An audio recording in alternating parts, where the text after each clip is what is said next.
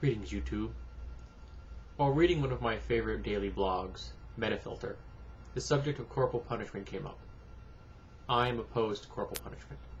I am opposed, in fact, to ever striking a child for any reason, unless, of course, it's in self-defense, which is a completely different matter. Striking a child is essentially an act of torture. You are applying a calculated amount of pain and suffering upon someone who is at your mercy. And that is pretty much the definition of torture. It also really doesn't achieve the goal. It's a quick, sharp, cheap, and lazy method of trying to teach someone something, like rolling up a newspaper and smacking a dog in the nose. Using more elaborate and developed methods, timeouts,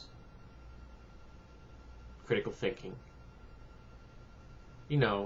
parenting, will work, but it takes a lot of effort. It takes time.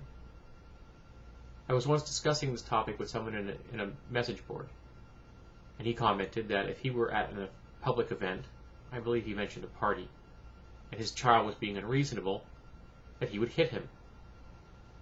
I replied that no, the answer to the situation, you should pick him up and you take him outside.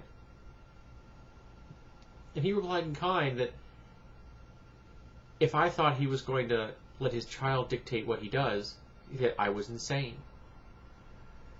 Any parent who does not think that their child dictates every single aspect of their life is delusional, because your child does in fact dictate everything you do. Whether you're aware of it or not, it's going on. And hitting them just teaches them that a big person can harm a little person. You aren't always going to be a big person. Someday, they're going to be bigger than you. Particularly if you're old. And I can guarantee you, they will remember. Because I remember every blow that ever landed on me. I don't want to, but I do.